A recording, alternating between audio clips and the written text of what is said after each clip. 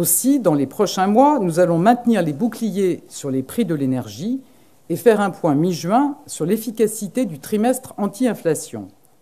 Dans les 3 mois qui viennent, le Parlement débattra du projet de loi transposant l'accord entre les partenaires sociaux sur le partage de la valeur.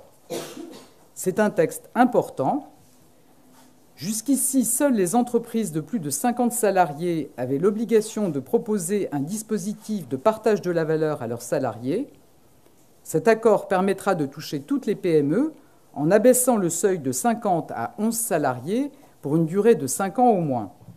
Par ailleurs, pour préparer les emplois de demain, nous devons mener une réindustrialisation décarbonée de notre pays. Nous y parviendrons en continuant le déploiement de France 2030 dans tous les territoires. Le projet de loi Industrie verte nous permettra d'accélérer. Il sera présenté en Conseil des ministres à la mi-mai et débattu au Parlement cet été. Pour la rénovation thermique des logements, nous proposerons un accompagnement personnalisé via mon accompagnateur Rénov' qui conseillera les Français et leur indiquera les professionnels agréés. Nous allons aussi accélérer l'ouverture de guichets France Rénov' dans toute la France, avec pour objectif de disposer d'au moins un guichet par intercommunalité. Concernant la voiture, nous lancerons dès l'automne une offre de location de véhicules propres à prix accessible. Au-delà des transports du quotidien, je souhaite que les prochains mois permettent de s'attaquer au chantier des émissions de gaz à effet de serre du secteur aérien.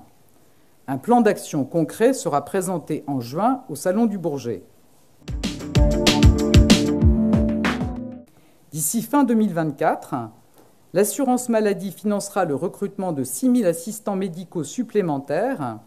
Ils seront donc 10 000 au total et libéreront du temps aux médecins. Dès la rentrée, 2 000 places supplémentaires dans les instituts de formation en soins infirmiers seront proposées. C'est une augmentation de 4 000 places en 2 ans et des infirmiers en plus pour les prochaines années. Par ailleurs, dès à présent, l'assurance maladie prend contact avec les 600 000 Français atteints de maladies chroniques qui n'ont pas de médecin traitant pour leur en trouver un d'ici la fin de l'année.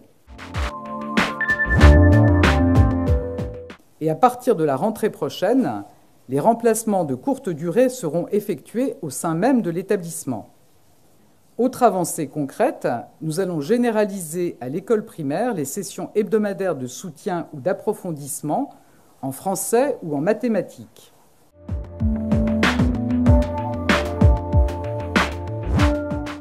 Nous allons donc continuer les échanges pour trouver un chemin autour du projet de loi. Et si nous ne pouvons pas trouver d'accord global, nous présenterons en tout état de cause un texte à l'automne avec comme seule boussole l'efficacité.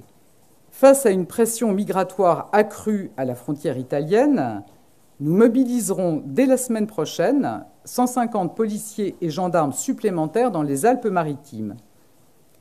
Plus largement, je vous annonce que d'ici l'été, nous lancerons l'expérimentation d'une force aux frontières, ou Border Force, à la frontière italienne. Elle associera plus étroitement forces de sécurité intérieure, douaniers et militaires. Sa mise en place devra être effective dans les 6 mois. Ainsi, nous lancerons le recrutement de 10 000 personnels supplémentaires, notamment des magistrats et des greffiers. Nous agirons aussi pour réduire les délais de traitement des affaires. Dans cette optique, nous donnerons aux magistrats la capacité de s'appuyer sur une équipe plus étoffée. L'ensemble des dispositions nécessaires pour ces avancées feront l'objet d'un projet de loi débattu au Parlement dès le mois de juin.